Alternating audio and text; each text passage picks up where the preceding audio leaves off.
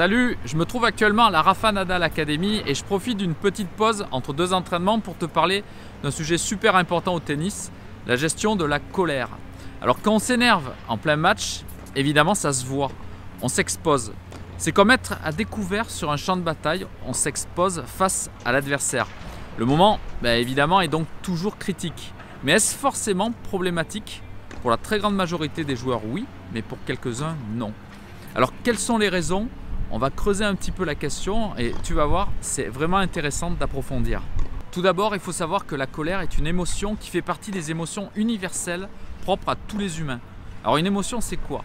Une émotion, c'est une énergie qui transporte une information. Et cette énergie provoque en premier lieu une sensation physique due notamment à l'afflux d'adrénaline dans le sang. Il y a quelque chose qui m'agresse, quelque chose d'insupportable qui me pousse à réagir. Alors ce qui est intéressant, c'est justement de trouver ce qui provoque cette réaction physiologique. Pour y parvenir, il faut comprendre l'origine de la colère. Si on regarde du côté animal, la colère est toujours associée à des comportements de lutte et de combat pour défendre ou acquérir un territoire. Par exemple, un chien qui va sentir son territoire menacé par la présence d'un autre animal va montrer les dents ou même carrément passer à l'attaque. Chez les humains, c'est différent. Cette notion de défense du territoire va plutôt se caractériser par une défense de ses valeurs et une lutte pour affirmer sa propre identité. Prenons un exemple, une personne qui se considère très franche et honnête et qui se voit accusée à tort de mentir pourra se mettre très en colère pour affirmer son identité. Elle se sentira attaquée sur ses valeurs et passera donc en mode réactif. Donc, l'information véhiculée par la colère est toujours en lien avec la défense de votre propre identité. C'est super intéressant de comprendre ça. Alors, revenons-en au tennis. Quand un joueur ou une joueuse s'énerve, se met en colère, au fond, c'est son identité qui est en jeu. C'est son identité qui se sent menacée. Et pour reprendre la différence entre les joueurs pour qui la colère est très négative et les rares joueurs pour qui elle est positive, il faut donc toujours questionner l'identité qu'ils défendent. Quand tu défends une identité que je vais appeler de gagneur, alors ta colère peut être bénéfique et te faire revenir dans le jeu. Elle te remet sur les rails. Pour des joueurs comme Andy Murray par exemple, l'énergie de sa colère, l'adrénaline en l'occurrence, va lui servir à se mettre dans le match et à poser des problèmes à son adversaire.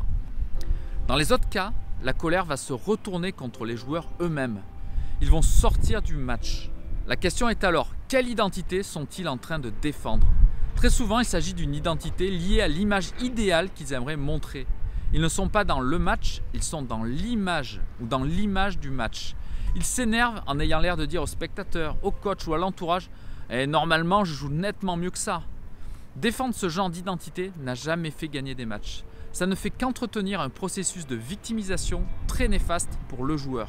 Alors même si tu n'es pas encore très à l'aise avec ton identité de jeu, voici la grande question que tu dois te poser quand tu t'énerves en match. Comment vais-je utiliser toute l'adrénaline qui est à ma disposition? Est-ce que je vais utiliser cette énergie contre moi en me plaignant, en me jugeant ou en me dévalorisant? Ou alors est-ce que je vais utiliser cette énergie pour stopper une mauvaise dynamique, renforcer mon jeu et poser des problèmes à mon adversaire? Tu vois, c'est totalement différent. D'un côté, la colère a pour fonction de te rapprocher de ton meilleur niveau et de l'autre, de t'en éloigner férocement. La grande majorité des joueurs et joueuses se situent dans la deuxième catégorie. Et toi, dans laquelle te trouves-tu? Prendre conscience de comment tu fonctionnes quand tu es sous pression est déjà une étape vers ta progression. Si tu veux y voir encore plus clair, j'ai réalisé plusieurs outils qui pourront t'aider en fonction de ton niveau et de tes ambitions. Il te suffit de cliquer sur le lien ci-dessous. Bye bye!